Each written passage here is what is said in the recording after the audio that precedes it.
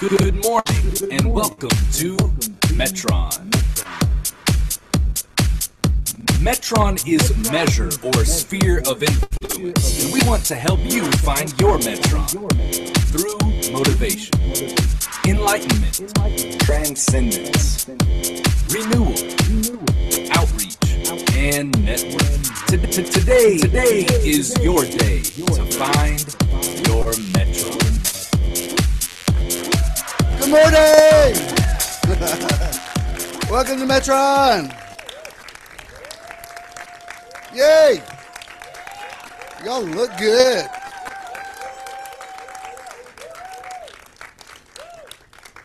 Man, this is such a great day. Those of you that are just tuning in, you've already missed my one-on-one. I was on the big screen dumping ice over my head, something I dreamed about my whole life. I know it's going to be a good day. Pastor Fro just left me a message. He said, we're not there. We're in San Diego, but I know you're going to hit it out of the park this morning. All right? Oh, amen. We've already had a good word of prayer. We've visited a little bit. You've checked in on Foursquare and on Facebook. It really helps if you check in. I do appreciate it.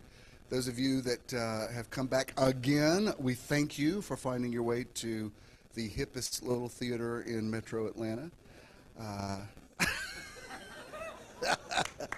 Leona, you're moving up closer every I just noticed.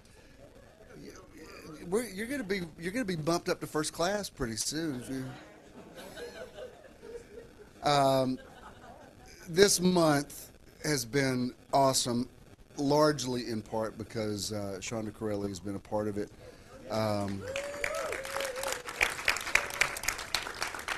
Because of her schedule with the production that she's doing, she wasn't even sure she'd be available for all the Sundays, and indeed she will not be here next Sunday. So this is her last Sunday with us for August. Next Sunday is Judah's birthday, and he's going to be here. He's going to do music for us next Sunday. It's going to be great.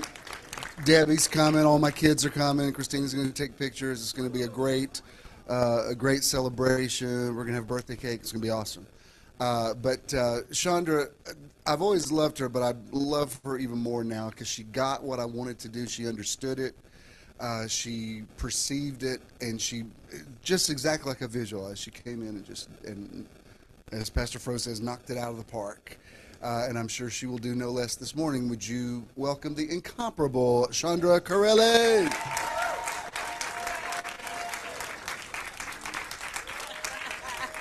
Woo! Let's praise God. I'm kind of like jealous about next week. That cake and all that kind of stuff and the family. And it's just going to be a great celebration. I won't be here. But that's okay. Because you know what? God, you guys follow me wherever I go. So I got my family with me, so it doesn't even matter. Isn't it great to know that God is always there? He's always with you. He'll never leave you or forsake you.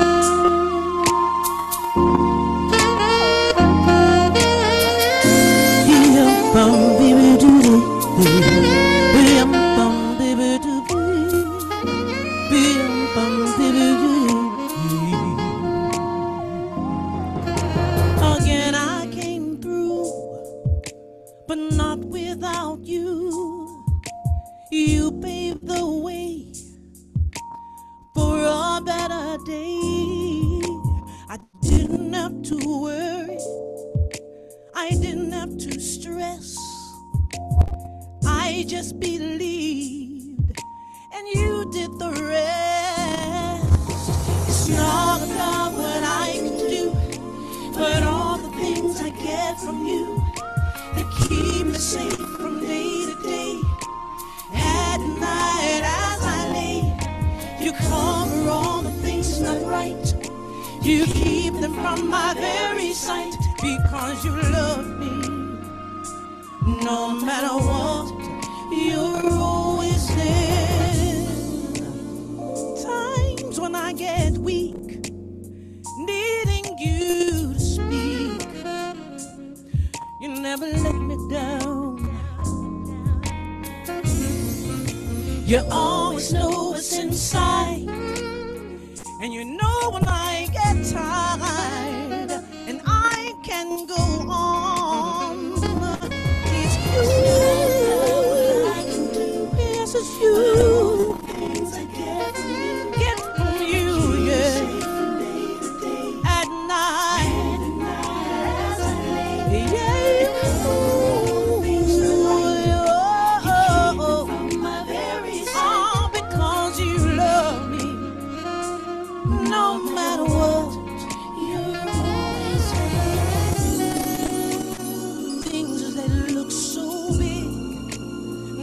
seem small to me.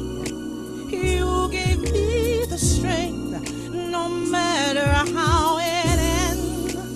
I can count on you. Nothing just happens. You're always there.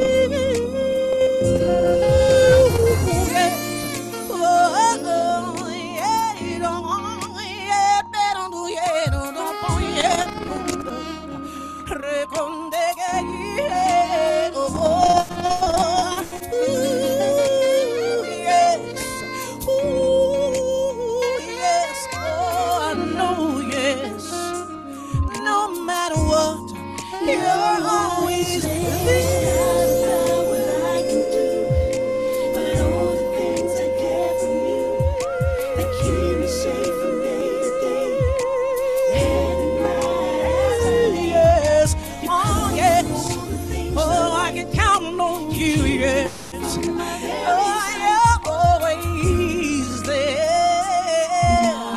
Oh, yeah, with you I can be what I need to be, and I can see what I need to see, yes, oh, 'cause you're there. Oh, vengo much to know, oh, yes, I can count on you, yes, oh, baby, I can be. Yes, no matter what, oh yes, I can count on you, Lord. Oh, you're always there. Yes, He's always there. And there are no secrets with God.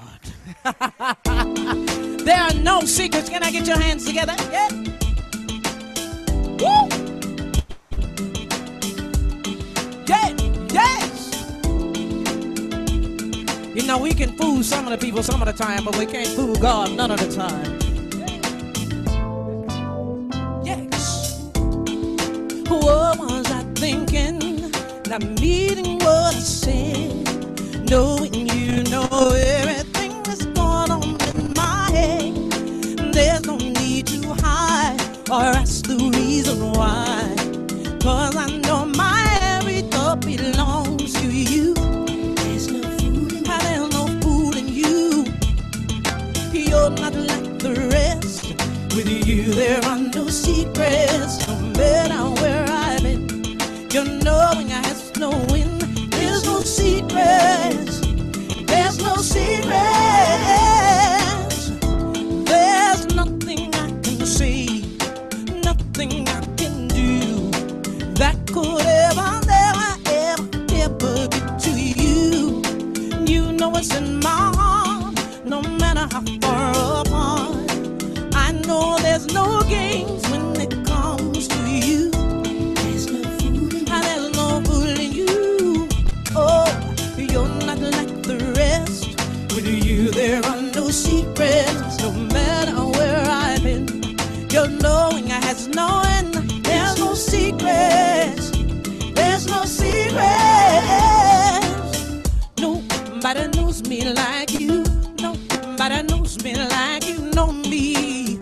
Oh no. With you there are no secrets. No matter how deep it gets, you still love me. I know I can make it without you being right there to care. Oh no. There's no fooling you. Oh, you're not like the rest. With you there are no secrets. No matter where I've been, you know I has no end. There's no secrets. There's no secrets. Ooh, oh yeah. Oh, oh, oh,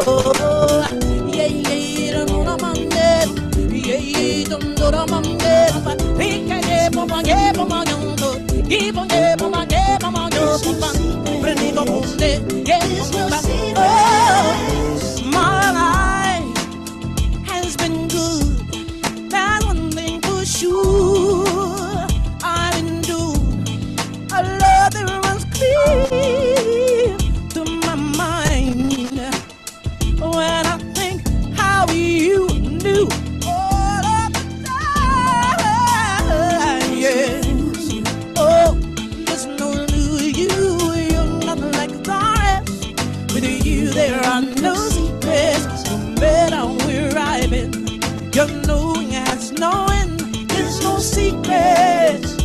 There's no secrets. You know my dreams. You know my everything. Just take a look. I'm an open book. You know my heart. Oh yeah. You know my heart. You know my everything. Just take a look. Oh, 'cause nobody knows me like you. Oh, you. Oh yes. You're not like Taurus. With you there are no secrets. No matter where I've been. You know it has no end. There's no secrets.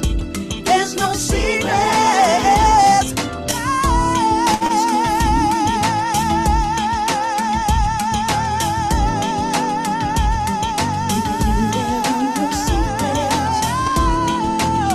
Oh yeah. Oh. There's no secrets. No. There's no secrets.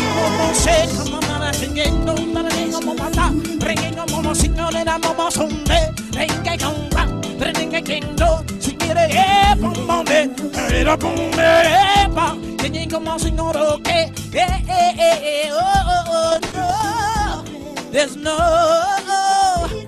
Give God a big round of applause. Woo! Shana Corelli. Yeah.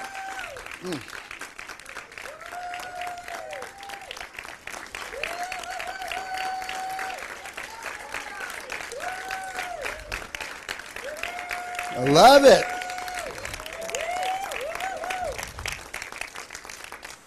You know, there was a time I would have heard that song in a completely different way.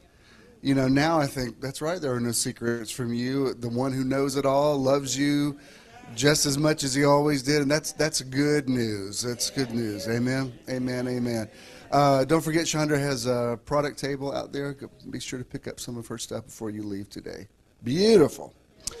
Love it. We speak into this atmosphere and we say, let there be light. You may be seated. Before we get started today, as you know, metron is a Greek word for measuring rod or sphere of influence. That's the way Paul used it to the Corinthians. And we have an acronym that sort of explains who we are. The opening video, M is motivation, E is enlightenment, T is transcendence, R is renewal, O is outreach, and N is networking. I can't make you network with one another, but I do believe as we create this environment, it's just sort of a natural, organic thing that will happen. Church is not a building. Church is wherever two or more are gathered together in his name.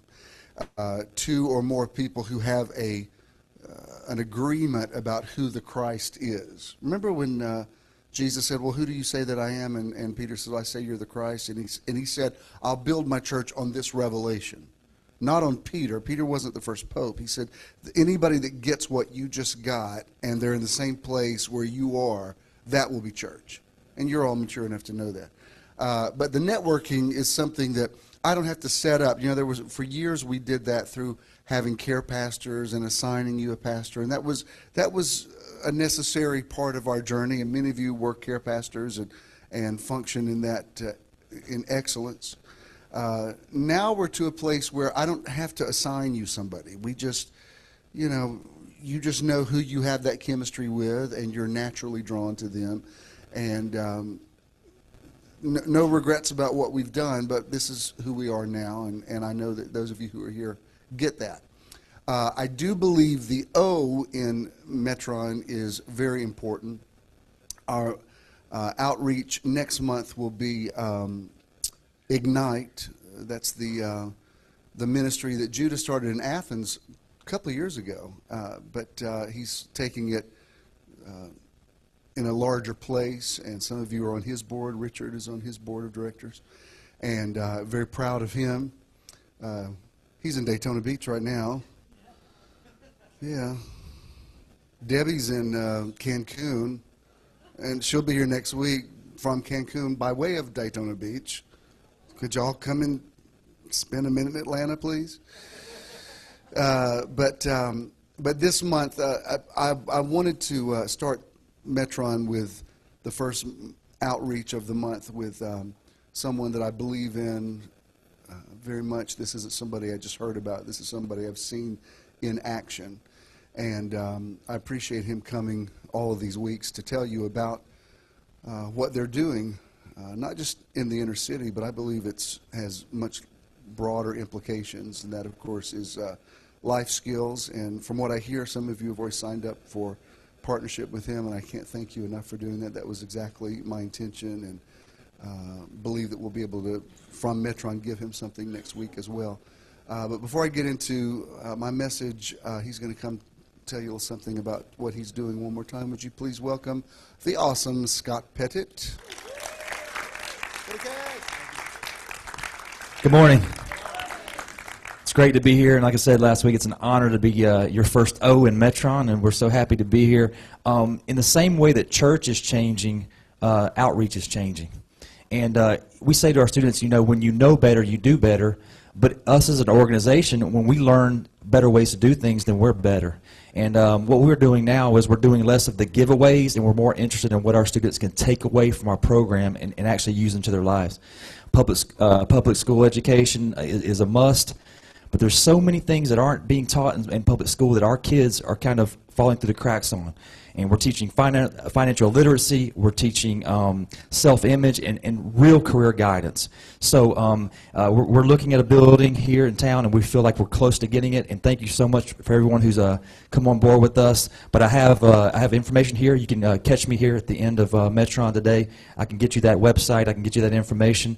And we're looking to take over the old Butler Street YMCA, and we're believing we can do great things in this city for what the kids that really, really need it. So thank you again, and come see me after, and I will give you the information. Thanks, guys. Thanks, bud.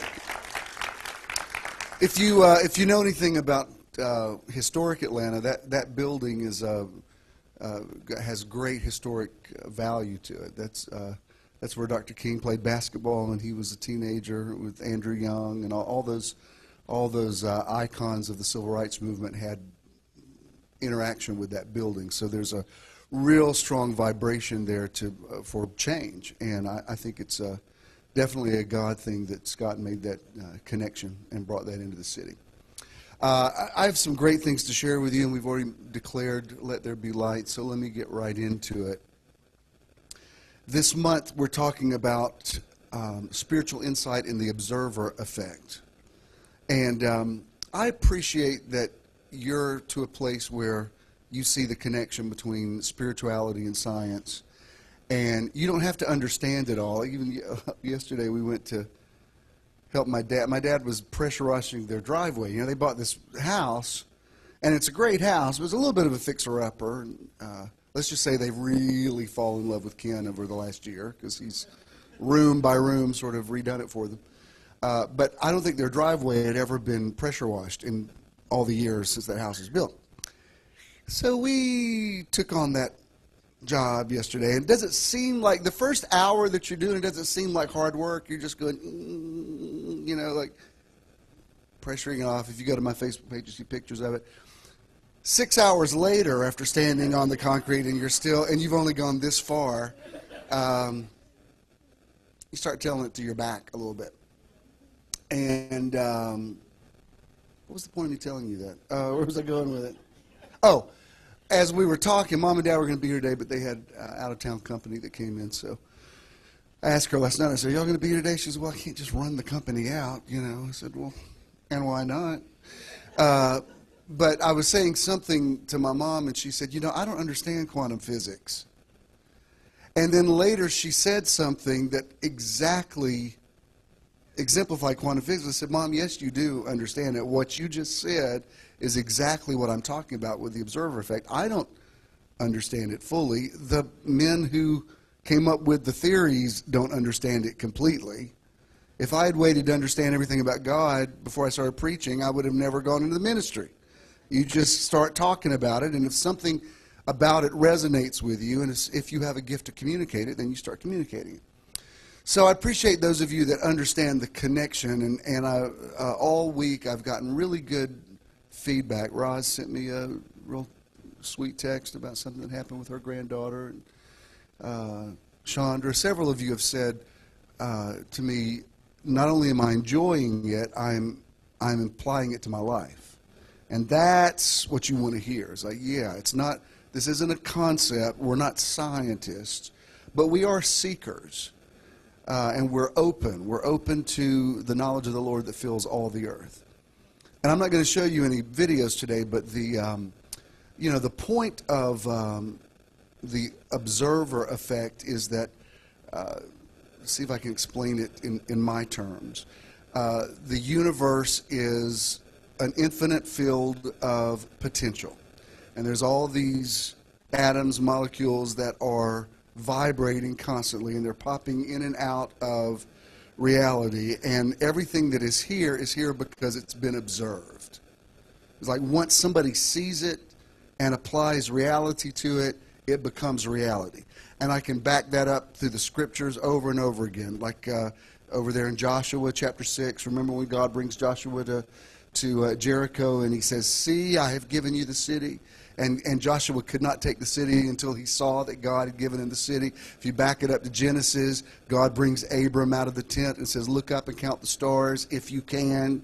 And that will be symbolic of who your descendants will be. And that's why one of the main reasons I believe in a universal gospel, because he said, "In you all the nations of the earth will be blessed."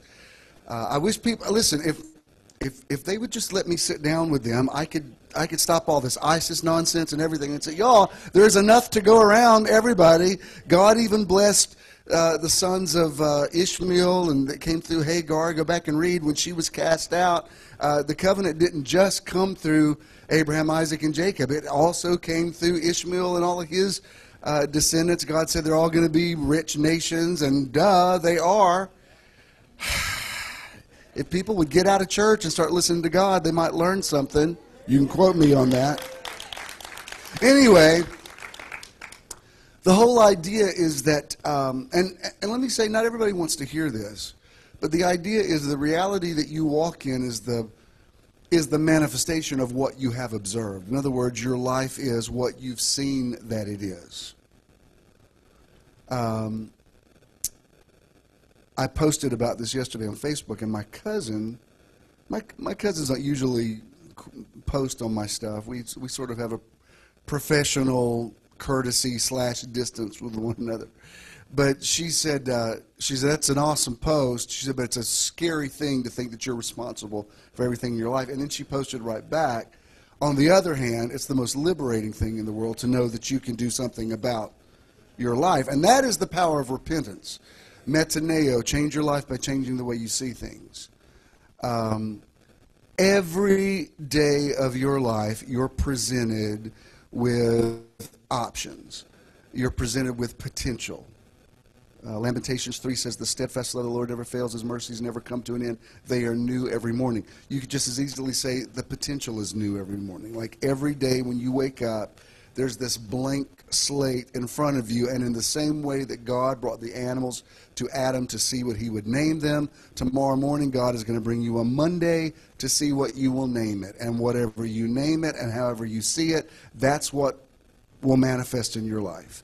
And you don't have to be afraid of that. Nobody's saying that in a threatening way. Nobody's saying your life is your fault. I don't even use words like that, fault or blame or shame. That's not the point.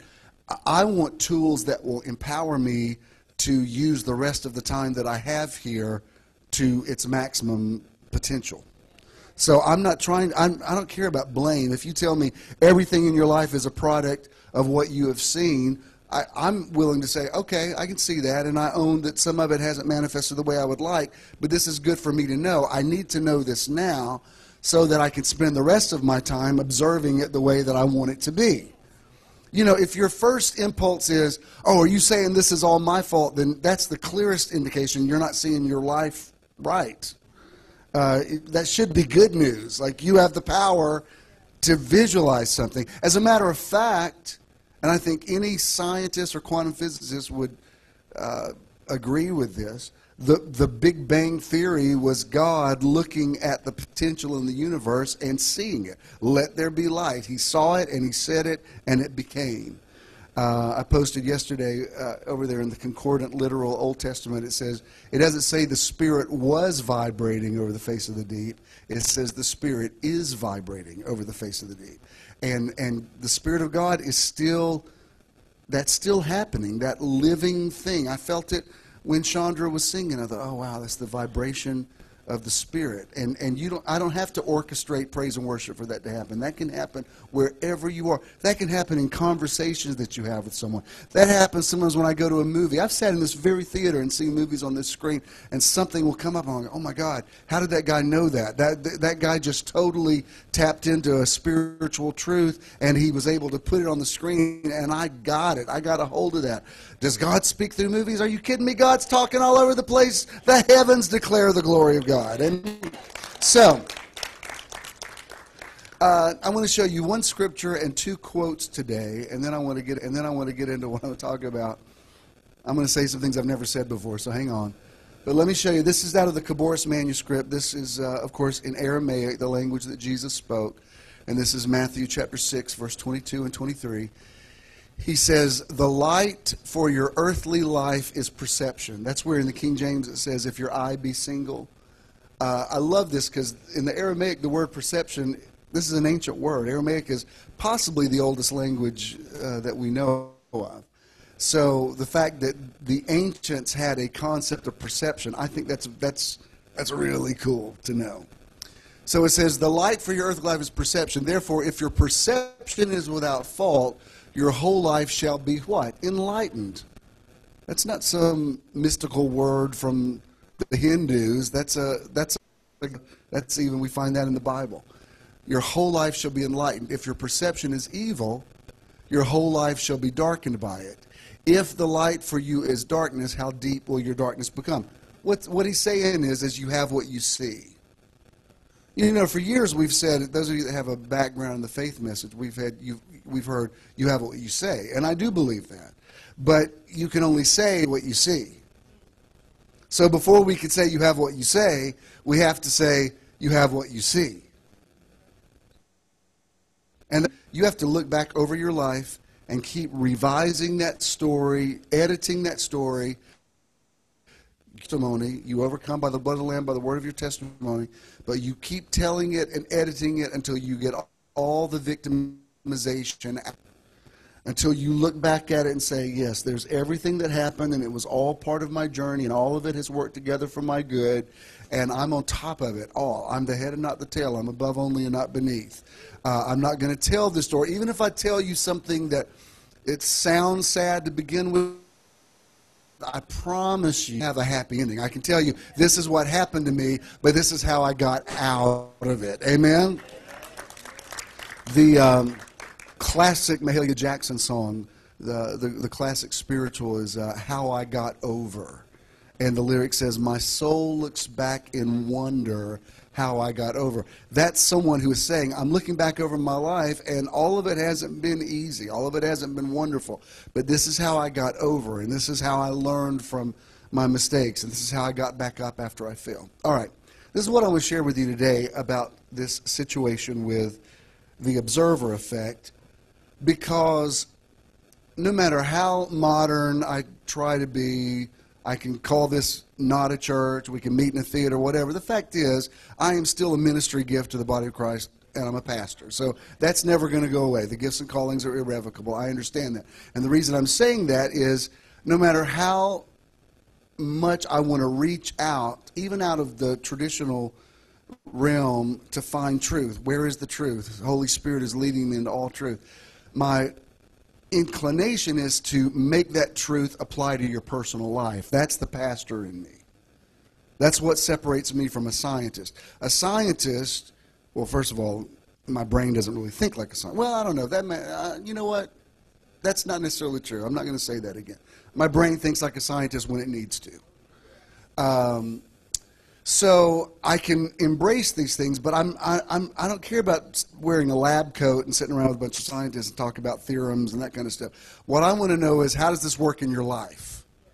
How can I tell these people that I'm responsible for, how to take this and make it work for them. And so this week I've been thinking, all right, let's go with it. Let's say if the universe is the manifestation of observation, if my life is what I have seen that it is, I mean, there's all this infinite field of potential, but the way I've observed it, it collapses it into reality, and it becomes manifest. It's the word that becomes flesh. Then how do we affect one another? If I can observe something and create reality, how does the way I look at you affect your life?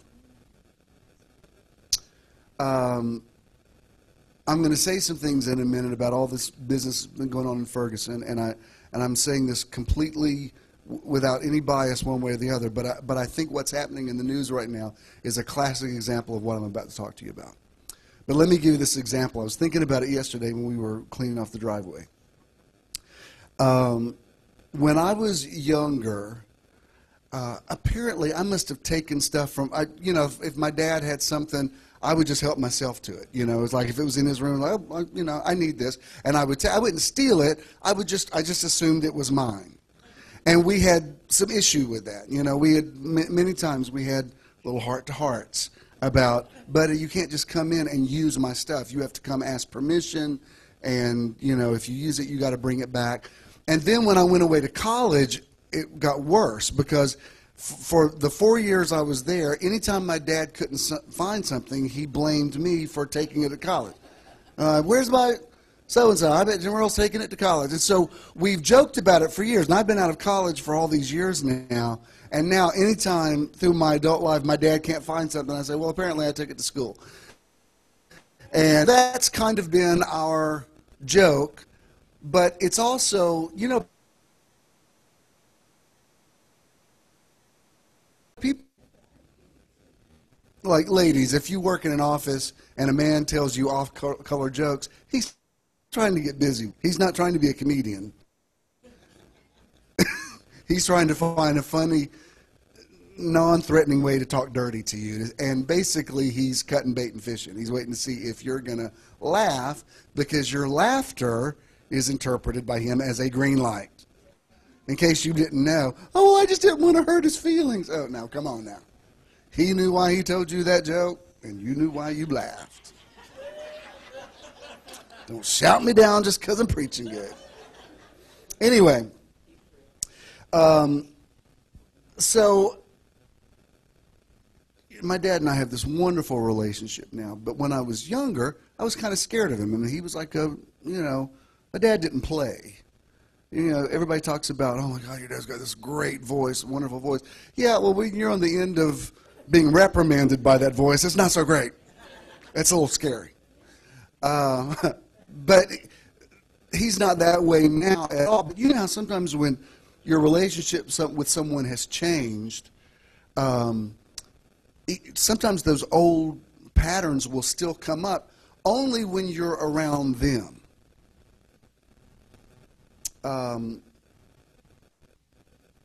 Hold that thought. Let me say this. Jesus went around everywhere doing amazing miracles. He healed blind people. He turned water into wine. He multiplied loaves and fish. He raised the dead. I mean, he had a track record of being a miracle worker. He goes into his hometown. Suddenly he hits the wall. He couldn't do any mighty miracles there. Remember, the people said, is not this Joseph the carpenter's son? And he grew up in this town, and we have his sisters here with us. That's the best example I can think of how the observer effect affected those people. He was Jesus Christ. He was not Jesus Christ to them. When they saw him, they saw Mary and Joseph's illegitimate child that grew up under dubious circumstances. We believe in the virgin birth, but I doubt that the neighbors believed in it. And so the observer effect actually affected Jesus' ability to do miracles. If I said, do you believe God can do anything? You would say, oh, yes, he can. Well, I would like to say he can't do everything for everybody because they don't let him. because they don't see him a certain way. If Jesus fell victim to the observation of his homies, then certainly the people you're around, the way they are observing you is affecting the way you are, at least when you are around them or in their field or somewhere around their vortex, okay? So here I am, a grown man. I'm a father of adult children. I have grandchildren. I'm not afraid of that old man.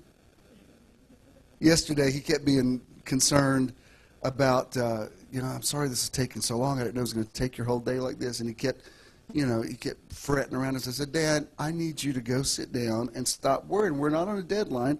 We've got time to do this. He said, well, I said, Dad, go take your 81-year-old self and go sit down on your front porch and don't make me tell you again. And I saw him walking up. Mom asked him, why are you sitting down? He said, well, he told me to. So I ain't afraid. I ain't afraid of that old man. I could take him. But there's something about that observation that he thinks I always lose his stuff, that sometimes when we're together, that dynamic happens again. I don't lose stuff. I'm responsible. But a few months ago, we went over there, and Dad had bought some bales of pine straw to put out around this island where they have trees in the front yard. And I noticed it had sat there two or three of the visits we'd been there, it hadn't been, nobody had done anything about it. I said, Dad, what's happening with the straw out there? And he said, well, I was going to put it out, I just haven't gotten to it. And I could tell, it probably was a bigger job than he could handle by himself. I said, well, we'll do it. We got a few minutes, we'll put it out for you. So you know how those bales of pine straw are held together with twine. So my dad hands me a pocket knife. Dad's from that generation where men always carried pocket knives. I'm from the generation where I grew up in the hood, and pocket knives could get you in a lot of trouble. But I didn't really I grew up close to the hood. I knew where the hood was. I could tell I lost some of my credibility. That Bishop, you did not grow up in no hood. I knew where the hood was. I had friends in the hood, so don't question my street cred. Anyway, so we're out there. My dad hands me the thing, and so Ken, we've got our little assembly line thing going. I'm cutting the twine, and we're putting it out. So we're going. We're boom, boom, boom, boom. We're putting those bales out, and all of a sudden I thought, oh snap, where is his pocket knife? I cannot find it. And all of a sudden, I wasn't a grandfather. I was 7 going, oh my God, oh my God, oh my God. I'm going to get in so much trouble. And so I'm looking all through, I'm going through pine straw. Like, Jesus, please, where is the thing? Can't find it, can't find it, can't find it. So finally, I go over to him and I said, Dad, there's no way to tell you how much I hate to tell you this, but I seem to have somehow misplaced your pocket knife out here in the pine straw. And I thought he would say something like, oh, don't worry about it. He said, really?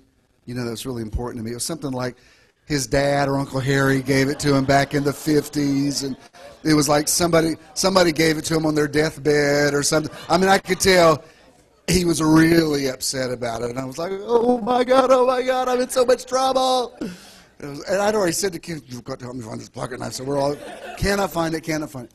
Well, finally, I was like, okay, God, universe, spirit, angels, anybody and everybody, can you hear me? Is there anybody out there? Please, pocket knife, energy of pocket knife, come to me. I attract the pocket knife to me. And finally, we did find it. But I thought about it later. I thought, that's interesting, because there's still a part of him, as much as he sees me as an adult, there's still some place in his brain that he sees me as a kid who loses his stuff. And what's interesting is, I don't know when it happens, but here I'm kind of on his turf, kind of his area of authority, and suddenly his observation becomes my reality. Now, that doesn't mean I'm going to go out and lose stuff all the time. It means when I'm around him, I've got to be aware that I might be susceptible to the observer effect. Haven't you noticed there's some people that you just act differently around and you don't know why? Like, I can get around my cousins, and I know I joke about being sarcastic, but I'm not like a snarky, sarcastic person that insults. I'm not that guy. But when I get around them, sometimes I find myself, like, I'm just burning them, and I think, why am I doing that? And I realize that's what you expect me to be. That's how you see me.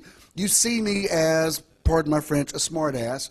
And so when I get with you guys, your observation, I become susceptible to it. I don't do that with other people. I'm not out there in the lobby insulting y'all or whatever. And I think, why am I doing this? And it doesn't happen all the time. I don't know. I don't have this fully fleshed out, like when does it kick in and does it happen all the time? But I do know that dynamic in relationships is working somehow with us all the time. The energy that you put on something, a thought or whatever, it becomes your reality.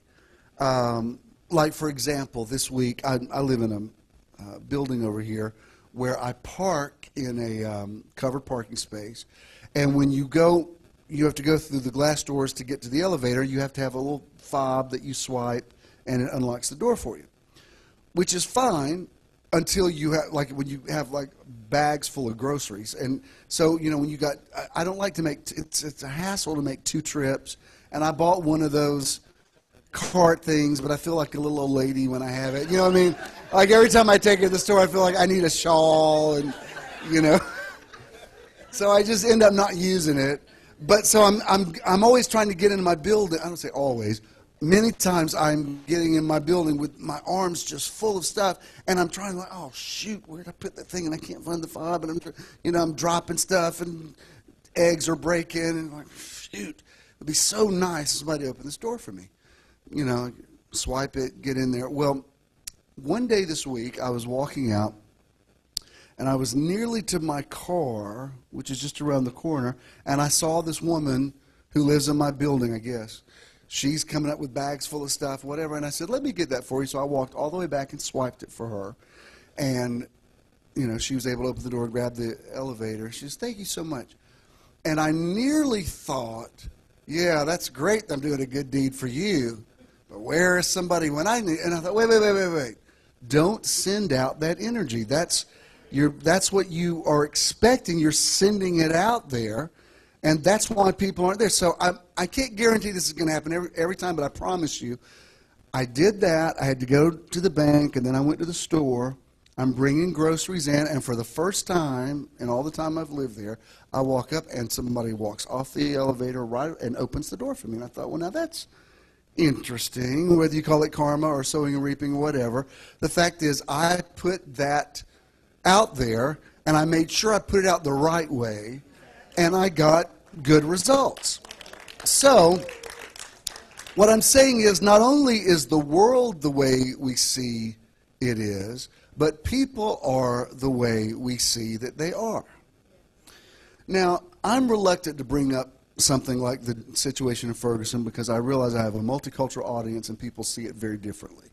I don't even read all the Facebook stuff because it stresses me out, because I got people that are extremely conservative and extremely liberal and extremely white and extremely black and extremely this and extremely that, and people all over the place. And sometimes I just don't like to read it because I just get distressed when other people don't see things the way I see it. I'm like, how do you not see this?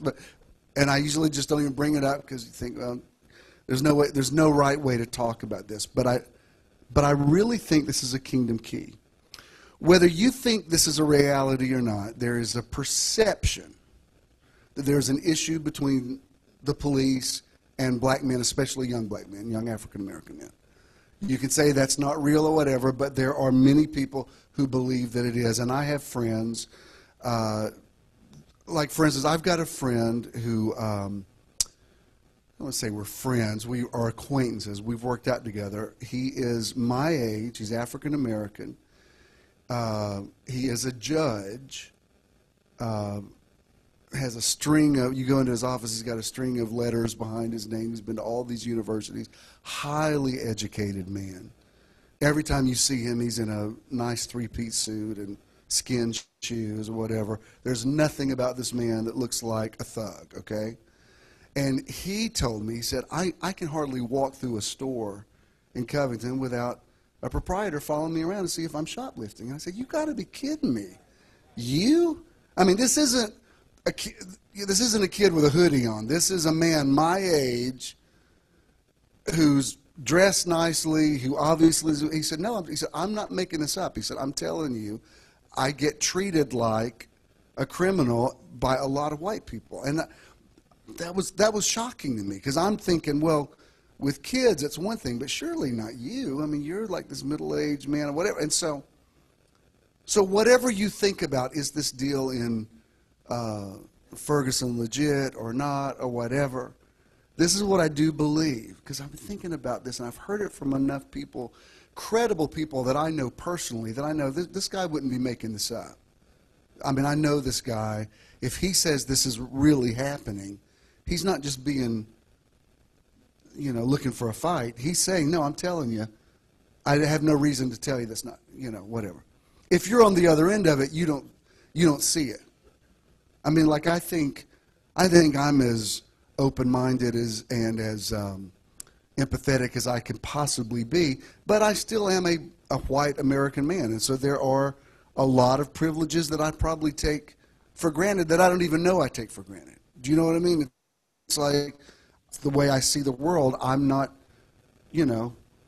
thinking about it. Like, I've heard everybody from Chris Rock to several really funny African-American comedians that talk about the different way black people and white people will respond to the cops. And, with black guys, they're always trying to run away, and with white guys, they're like, well, I'm going to go and find out what the heck's going on with this, and it's just a complete different concept. The closest I can come to nearly empathizing with it, really, was I know when I lived in Covington and Judah was a teenager and he had long hair, he got profiled all the time. I mean, cops pulled him over all the time to search his truck. And I would ask him, why? Were you speeding? No, they just pulled me over. One time he was with his girlfriend over there by the lake and playing his guitar. People everywhere, they came over and frisked him for drugs. And so he was profiled just because he had long hair. So that's why, it's not, my situation wasn't nearly as extreme as like a Trayvon Martin or something, but it's the closest I could get to thinking, oh my God, how frustrated is not even the word, how horrible these parents must feel when their kid leaves the house and they don't know what they're going to be faced with. That's the closest I can get to it, but I'm not Bill Clinton saying, I feel your pain, because I can't feel it. There's some things, you know what I mean? If you're a man, there's some things you're never going to understand about a woman. Stop saying that you do. You know what I mean? I mean, there's some things white people are never going to understand about black people, and black people are never going to understand about white. You're just not. The best thing is say, well, we love each other, and let's try to understand as much as we can. But your experience will never be my experience, and that's not a deal breaker. We can still be friends, but don't say that you know my life, because you don't know it. So I understand that. It's like the guy that came up to me, he said, I've got no problem with you coming out. He said, but I just want to ask you, he said, why do the gay people have gay pride? He said, we don't have a straight pride. I said, are you serious? He said, why do they need that? I said, because every day is straight pride. You do realize you're able to get married and, nobody's hunting you down, wanting to beat you up because you're straight. I mean, you don't get that? It just went right over his head. He said, I just don't see why.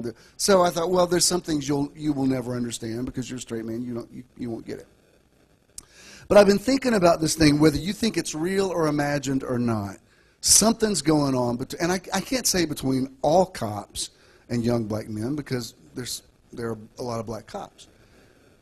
But let's say for a minute, wherever you are, liberal, conservative, whatever, let's say for a minute it's true. Let's say, yeah, something's going on with cops, authority figures, and black men, particularly young black men. What if that is the result of the observer effect? What if, for whatever reason, let's say that, cops are jaded and they've been through a lot and they've been fired on or whatever. If every time a young black man, if he automatically observes him as a criminal or a potential criminal, in that realm, is it possible that he draws that out of that guy because that's his observation? By the same token, if a young black man thinks every cop in the world is out to get him, if that's his observation, what if when they're together, he draws that out of that cop who normally wouldn't be thinking anything negative about him, but because of the observation? Do you understand what I'm saying? It's like, it's more than even a stronghold. It's like this one's creating this reality and this one's creating this reality. I'm only bringing this up because I want you to ask yourself maybe how it's affecting your life. Some time ago when we had church in our Midtown, Freddie said something to me one night, and I thought, wow, this is really, that's a deep concept. But he said, Bishop, what if over there in Genesis where he says, the Elohim says, let us make man in our image, what if that's talking about us? What if that's us, we're creating man in our image? And I said, well, that's interesting. I said, you can't preach that everywhere, but that's a very interesting concept. And I've thought about it a lot since then. I'm not saying that God's not real. What I am saying is there is a part of us that is the Elohim, and we are creating people in the image of our observation. I will tell you this, you know. Now, I am a white man who grew up in Atlanta. I went to a predominantly African-American school. I lived in one neighborhood that, as far as I know, I'm the only Caucasian that lived there. I lived in a building over here that, as far as I ever saw, I was the only Caucasian that lived in that building. The building I live in now has a high population of African-Americans. I'm constantly around black people, people of color. And I can tell you this, in all the years, and I'm all over town, I'm in every neighborhood or whatever, I've never been threatened by anybody black. I've never had any issue like whatsoever at any time ever. So if you ask me, are you afraid of black people? I'm like, no, because I don't have any reason to be. That's the way I raised my kids. I told you about the time Judah and I were going into the movie over there at Stonecrest. And he walks by a young African-American guy, and the guy says to him, hello, my N. And I said, Judah, did that guy just call you the N-word? He said, yeah, but he means it, like, affectionately. He said, I know that guy. And I'm like,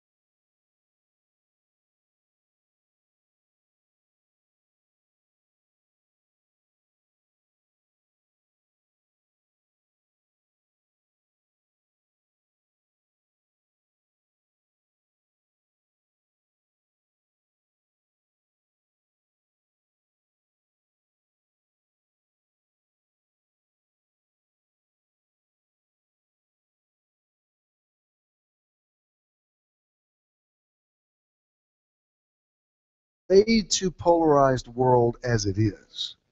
The Democrats are seeing the Republicans a certain way, and the Republicans are seeing the Democrats a certain way, and there's no middle ground, and in a lot of ways it is getting better. I don't mean to sound fatalistic about it, but I want you to be aware that what you see in other people is affecting the way they are with you.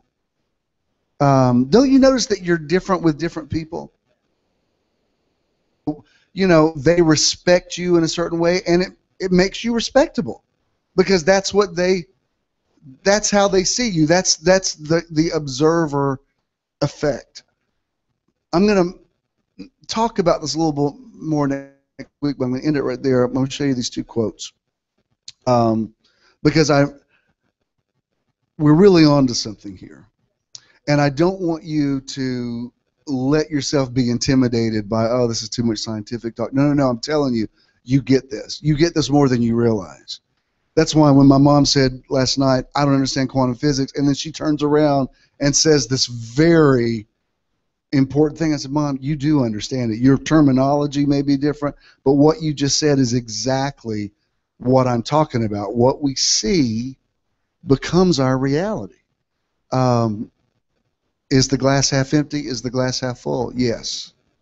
And some people are going through life with a glass half empty mentality.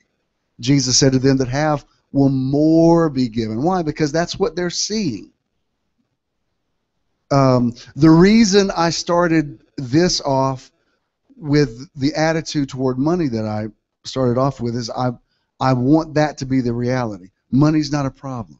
There's plenty of money. There's enough for you. There's enough for me. There's enough for you to give. I'm not going to ever beg you for money. I'm not going to. That's not my reality. I'm visualizing a world that is full of abundance. There's enough to go around. There's enough for everybody. And I just believe you're going to get it, not just for what I'm doing, but in your own personal life. The quote I want to show you here is, this is by some guy. Martin J. Rees. It says, in the beginning there were only probabilities. The universe could only come into existence if someone observed it. Well, who was that? That was God.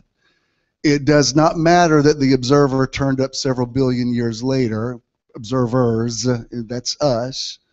The universe exists because we are aware of it. I don't fully understand that here, but I promise you I get that here. There's something about that that resonates with me on such a deep level.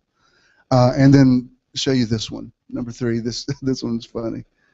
It's talking about how when quantum physics came out, like at the beginning of the last century, initially Einstein didn't really cater to it.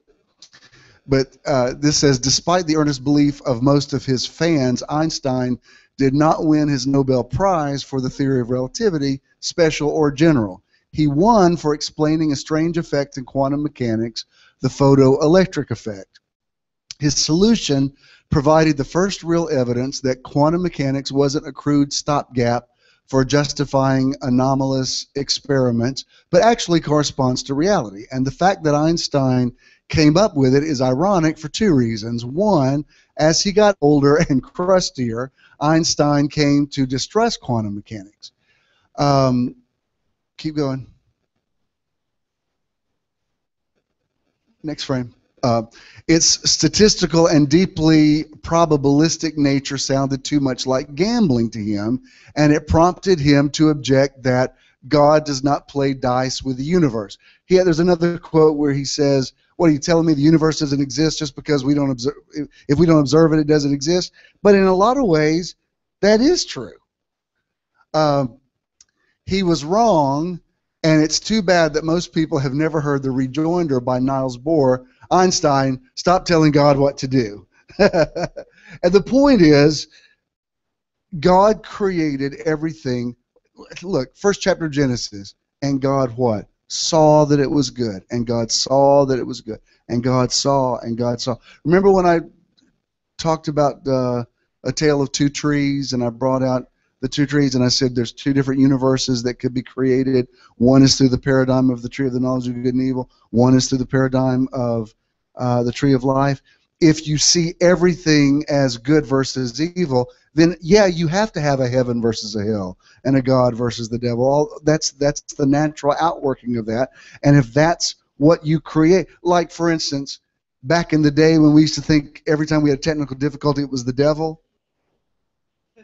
Devil, you a lie. You're not going to stop us from having church tonight. I plead the blood over you. And the more we did that, the more demonic activity there was. Why? Because our observation was creating the reality.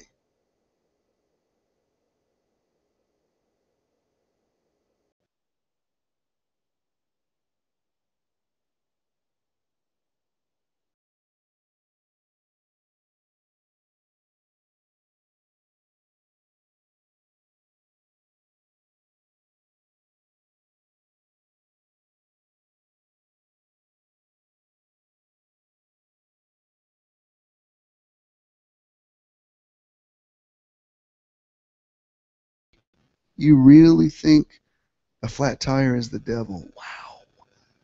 And the more I observed that person's life, I saw, well, that's the way she sees everything. She thinks everything is the devil, and that's why she has so much spiritual warfare. And those people are attracted to warriors and intercessors who, are on that stuff all the time. And if that's the reality you create, fine.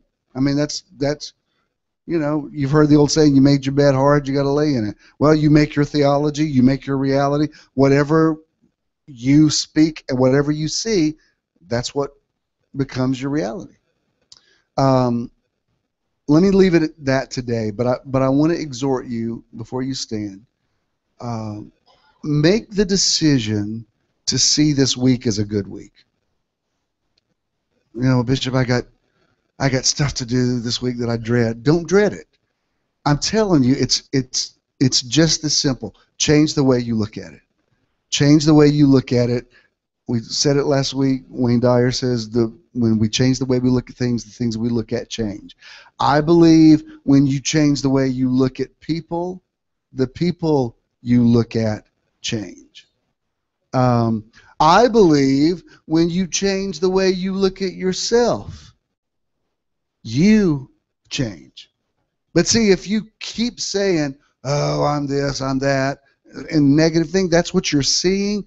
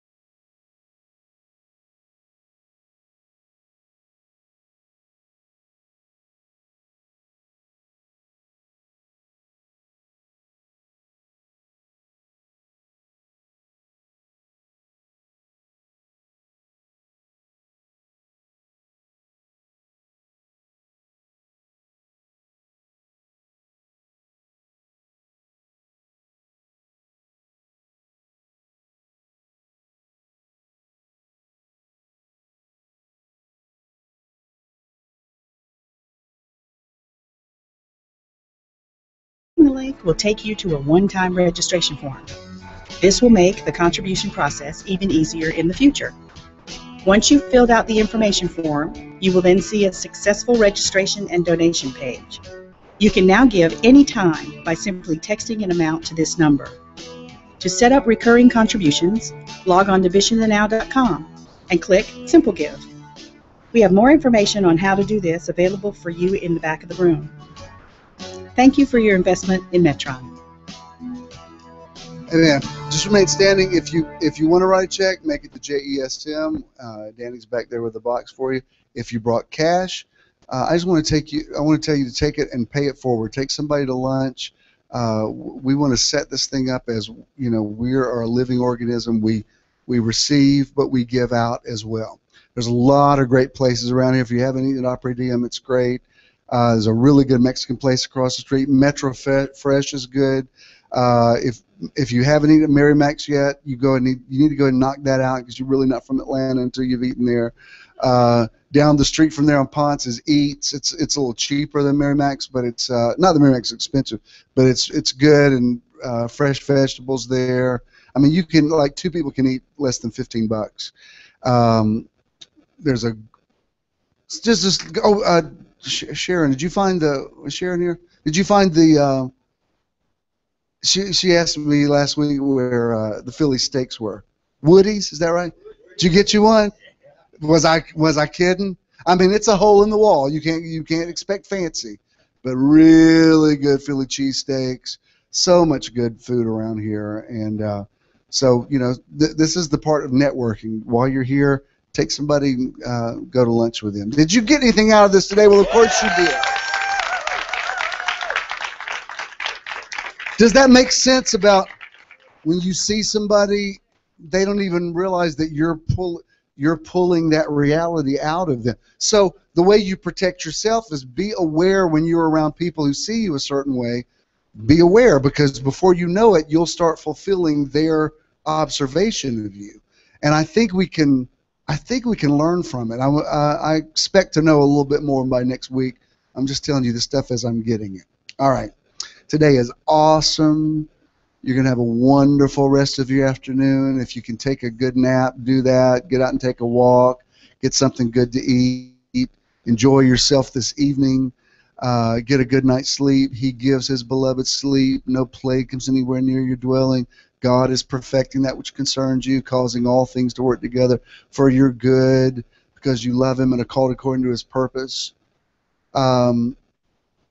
Let me do this before, you know, Joe and Leslie, both their moms have just been, you know, that interim place where it's like being stuck at the airport before you go to the next dimension. It's like they need to cross over, but they haven't crossed over, and